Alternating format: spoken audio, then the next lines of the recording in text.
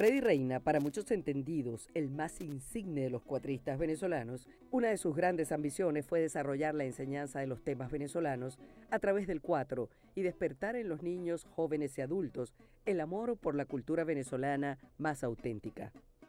Freddy Reina nació en Caracas, en la parroquia La Candelaria, el 3 de abril de 1917, el mismo año precisamente que nació Antonio Lauro y que murió Teresa Carreño. Creo que son dos cosas importantes. Antonio Lauro, el gran guitarrista, y Teresa Carreño, pues nuestra músico importante, internacional, ¿verdad? Pianista universal. Él nace en una familia de larga tradición.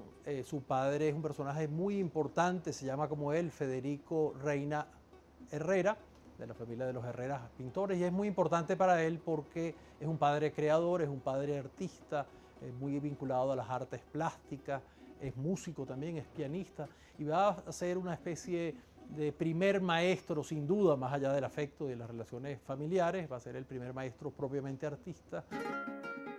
En 1933, cuando su familia reconoce su vocación musical, Freddy Reina comienza a recibir clases particulares de guitarra con el profesor Raúl Borges, fundador de la Escuela Guitarrística en Venezuela.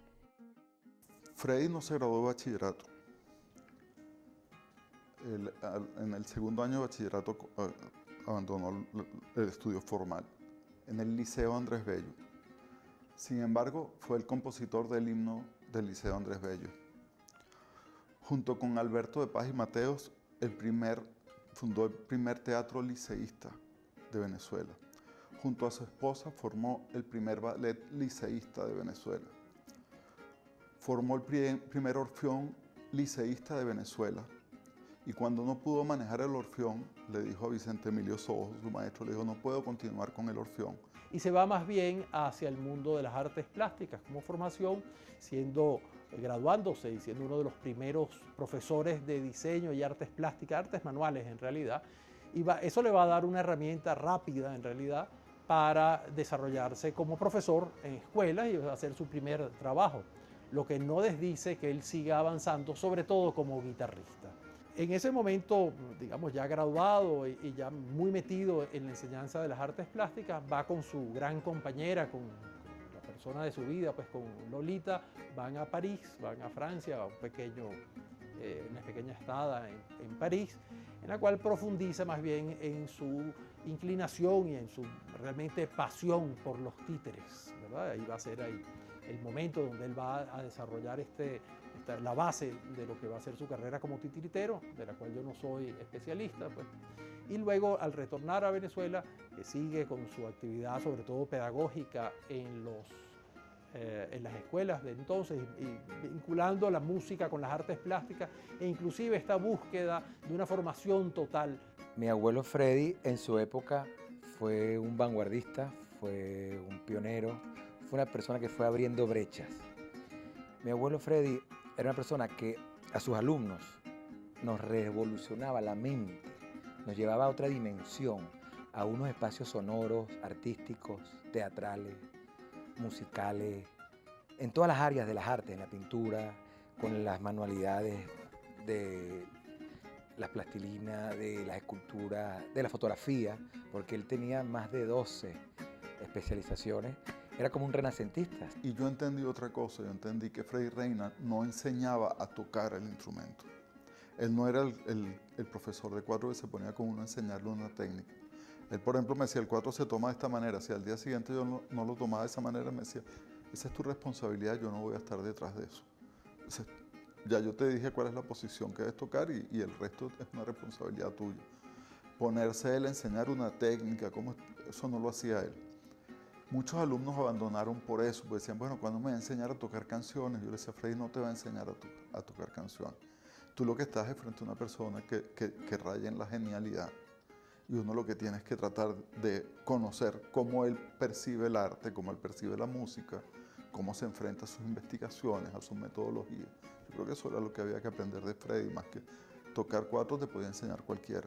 Él se encargaba de entrenar profesoras y profesores en las escuelas, porque él sabía que si le daba clase a 1, 10 o 100 niños, no era lo mismo que darle clase a 1, 10 o 100 maestros, que esos maestros a su vez le darían en todos los niveles escolares a todos los alumnos y multiplicaba más rápidamente la información. Porque como buen maestro era generoso en el conocimiento, en las enseñanzas, no había mezquindad en la información, sino todo lo enseñaba y no tenía el miedo, como buen maestro, a que el alumno lo superase. Freddy Reina era sinónimo de buena ejecución en el 4, a pesar de que su talento artístico era polifacético y abarcaba múltiples disciplinas. Él era una persona que estaba constantemente haciendo algo. Cuando no estaba tocando 4, estaba escribiendo música. Cuando no estaba escribiendo música, estaba con los títeres, porque él también le encantaban los títeres. Cuando no estaba con los títeres, estaba con los juguetes, porque él tiene una colección de juguetes espectacular. Bueno, ya la tienen mis primos, ¿no? Y cuando no estaba con los juguetes, estaba con la fotografía, porque también le gustaba la fotografía. O sea, él tenía cualquier cantidad de actividades relacionadas con el arte a las que siempre se dedicó. Pues él era una persona artista de nacimiento. En otras oportunidades recuerdo que me pidió ayuda para un cuaderno que se iba a hacer sobre su colección de juguetes, que es considerada por la UNESCO de las más importantes del mundo. Él iba a tomar las fotografías. Entonces, bueno, yo lo ayudé, lo cual fue una experiencia tremenda estar con esa colección que incluía metas del siglo IV. Freddy tenía una colección extraordinaria de juguetes. Lo llamaban que era una colección de colecciones. Freddy tenía una colección de máquinas de escribir, que eran juguetes, de trenes, una colección de trenes, de muñecas, una colección de muñecas. Entonces él coleccionaba colecciones de juguetes. Él era un coleccionista de muchas cosas.